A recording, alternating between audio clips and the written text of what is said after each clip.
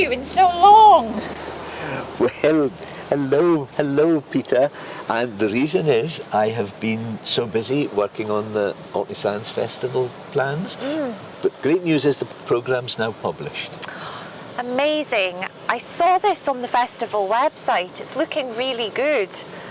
I saw there are a few talks and music around Helgoland. Yes, this tiny little island has a big part to play in the story of quantum theory.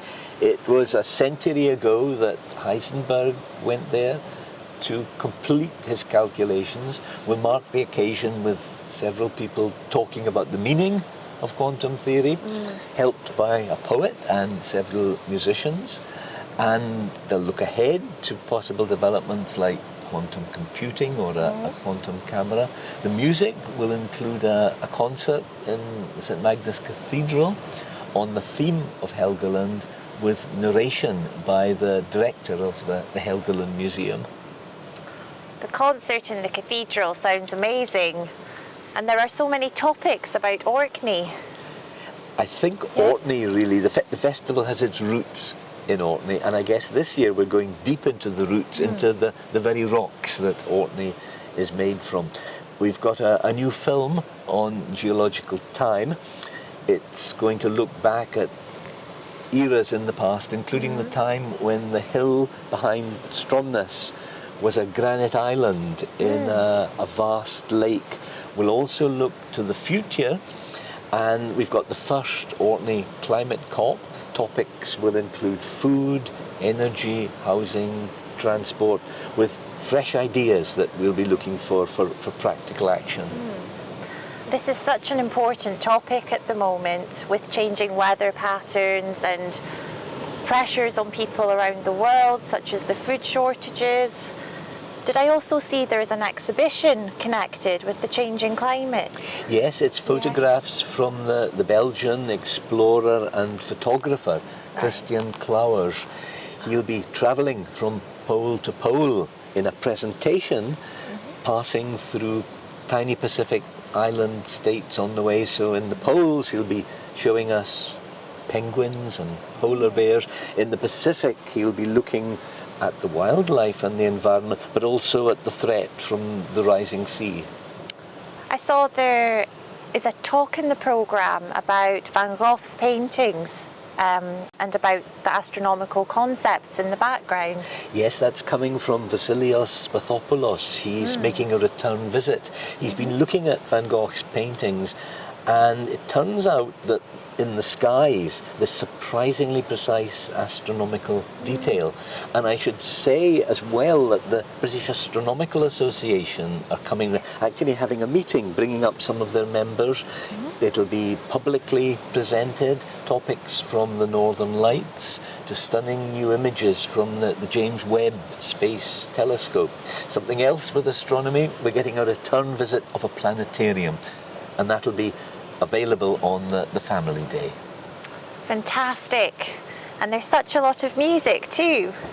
Plenty of music. Now, one of the performances is called The Voyage of the Fox.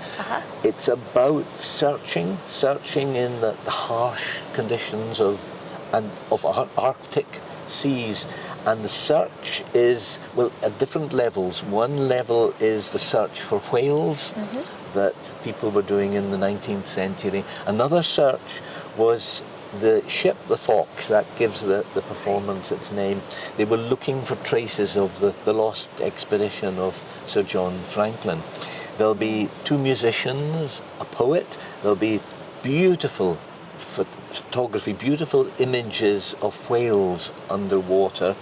Music will range from traditional Shetland to modern improvisation and this poetic background. I should also mention, in terms of music, just about every evening we'll round off with an event with music in the Orkney Club, ranging from fiddle and accordion to modern synthesizers, and including a visiting choir.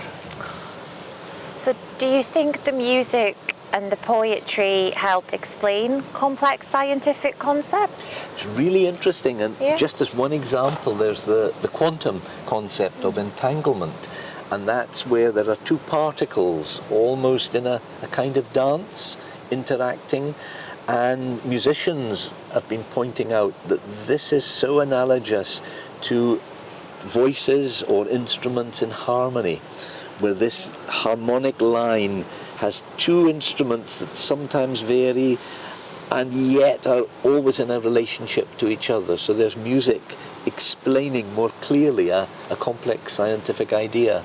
Ah, amazing. And I saw something else amazing on the programme website.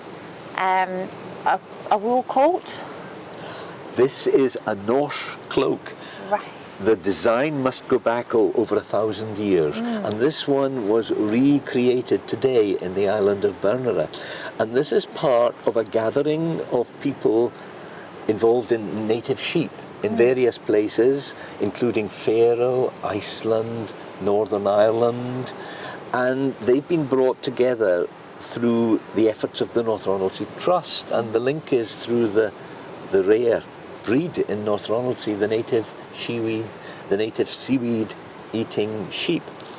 And events will include activities at the weekend in North Ronaldsay. There'll also be an afternoon with Orkney designers, weavers, knitters as well, joining the visitors and sharing ideas about designs and techniques ranging from very traditional methods to using computer-aided knitting systems. Oh, I see. And there is another island featured in the programme. This is Sandy, and indeed there's a knitting connection there. We'll have the story of a tremendous innovation that lasted for 3 decades in the island, the Sandy Knitters, and the Isle of Sandy Knitters, and they started with crocheted squares and they developed to jumpers and other knitwear in high fashion, sold in places like Harrods, and we'll hear the story from 2 of the people closely involved with it over the years. Sandy is also the birthplace of Walter Traill Denison 200 years ago, and he was the man who almost single-handed saved a huge body of Orkney folklore which we can study today. And indeed, when looking at it, there's some strange ways in which the old stories have hints of things we can see today.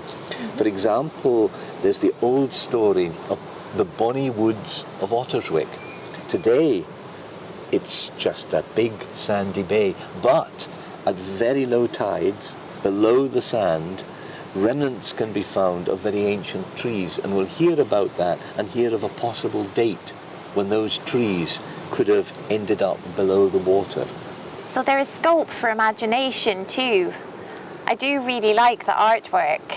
It's beautiful, isn't it? And it encapsulates a number of the themes of the festival, because those cliffs in the background are the tiny island of Hordland, whereas we've heard Heisenberg developed quantum theory. And then in the water, you see some of the people of the sea from Walter Traill Denison's stories. Again, one of the themes. So it brings together a number of the themes of the festival. And in fact, there are other themes to mention. There's much, much more. And the best I can do is say that the program's online. There's a program brochure that you can download from the website. A printed program brochure is going to be available very shortly. And the tickets are on sale, so it's all systems go. Excellent, Howie. This is sounding fantastic. I'm going to go and get my tickets booked straight away. We look forward to seeing you there. Thank you very much, Peter. Me too.